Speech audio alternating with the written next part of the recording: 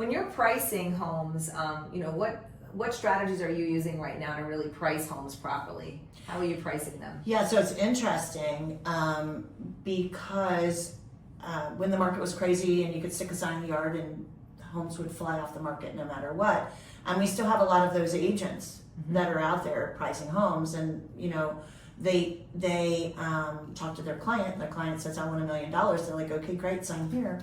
And they know it's not going to sell. And then it sits on the market, and in the long run, it hurts their client because, if you have to start doing price drops, you're not getting what your home was initially worth. Right.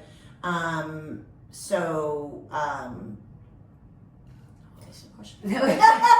you're pricing them. Pricing. Pricing. Yeah. Okay.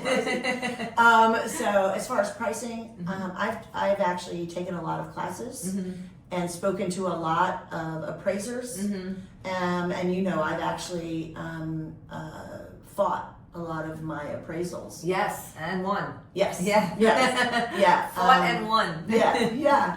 And so I really try to price a home where I think it will sell. Yes. And I do that by looking at the data of what has sold. I really compare apples to apples, and I think it, something else that it helps me because I was a flipper, and I know how much stuff costs. I know what work needs to be done to a home, and not that I'm going to always advise my client to do that work, but by knowing that, I can compare apples to apples and look at the market. And interestingly, right now, since there are homes that are overpriced because agents don't know how to price, I'm able to use those numbers to actually help my clients. Because you can see how many days on the market. Yep. You can see they're sitting, and and it's, if you want to sit on the market, this is what you should price at. If you want to sell, this is what you should type of thing. Right, and that also comes down to what's the client's expectations and what's their goals. Yeah. If you tell me, look, I want to be in North Carolina when my grandbaby is born, and that grandbaby is going to be born in 3 months, then that would be a different strategy for someone that says, look, I need X amount for my home, or I can't do my goal. Then we're going to set different timelines and different expectations for each client. But I've taken a lot of classes in appraising. I teach the classes in our office for appraisals and how to price homes. Yeah.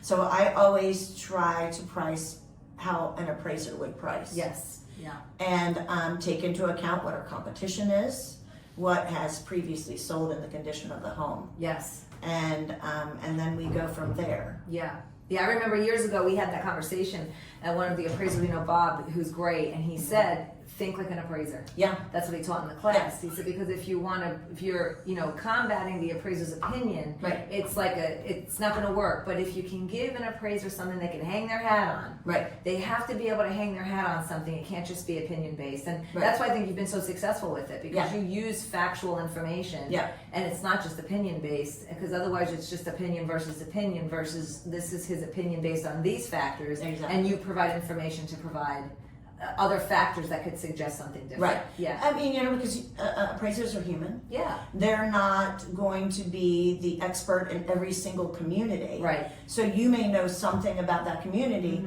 that the appraiser didn't know, wasn't aware of, that affects the pricing of that particular home. Right. And so, some appraisers are easier to work with than others. I always go to all of my appointments, including appraisals. And it surprises me at how many agents don't. Yeah. Because, you've done all this work, and the appraisal is going to make or break your deal. So why wouldn't you show up? Yeah. So I always make sure that the house is in perfect, as good condition as it can be. I try and have the lights on. I'm there. I meet him with comps.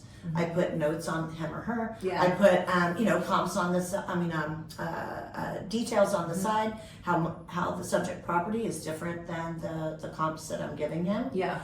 And, maybe they didn't take that into account.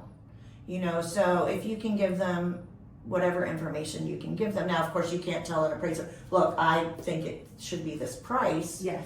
But you can give them whatever points that you use to help price that home. And again, another very successful tip is to never suggest a value. Right. Right. That's like a no-no. Yeah. Yeah. Yeah. And, I tell my clients all the time, look, I could get a buyer for your home at $1 million. If it doesn't appraise, it Right. doesn't matter. Right, exactly. Right, so we have to make sure that the home is going to appraise if we want to have a successful closing. If we Right. want to get them to the closing table, and so we have to know. Yeah. And I do that for my buyers as well. Before I put in an offer on a home, I do a price comparison on that home to see what offer we should present, whether or not it's going to be an issue when we get to appraisal, so that I can stay ahead of the issues with my clients and let them know, look, this is the situation, and these are the things that could or may happen. And it's just all a strategy. Yes. You know, if I have a buyer that says, I don't care, offer the $1 million, Yeah. I want the home, and we don't expect it to appraise for $1 million, then, you know, we have that conversation Right, as well. exactly. And so they know they're getting the home, but depending on the appraisal, they may get it for less than Yeah. what they initially offered. Yeah. So I think pricing a home properly for a buyer and a seller Yeah. is very important. Yeah, and having that conversation with the seller, being able to have that conversation, and just suggesting these are the reasons why, and you have all the data to show it. Yeah. You have access to all that data. Yep. Yeah. And I say all the time, I would rather put a house on the market for $1 than overpriced. Yeah. Because the market is going to tell you what your home is worth. Yes. And perfect example, I just got a condo. We know condo markets are hard right now. I just got a condo under contract. I had 8 offers. I'm still getting people calling me on this condo. I'm trying to put in backup offers. We're actually going to be closing next week. So we're not showing them Yeah, anymore. yeah. Everything's done. We're just Yeah. waiting for the date. But I had to have that conversation with my client. So when I sit down with someone, one of the first things I ask is, what do you think your home is worth? And now sometimes I'm shocked low, and sometimes I'm shocked high. And so this particular client, I thought they needed to be around the 225 range. Initially, they wanted 270. So that's a pretty big Yeah. gap. Yeah. Yeah. Right? Yeah. And I won't take an overpriced listing. Yeah. Period. Because I'm doing my client a disservice. And if they don't understand it or don't see it, I'm not going to be the one to have the conversation later about, I told you so. Right. So I had a conversation with them, talked to them about their goals.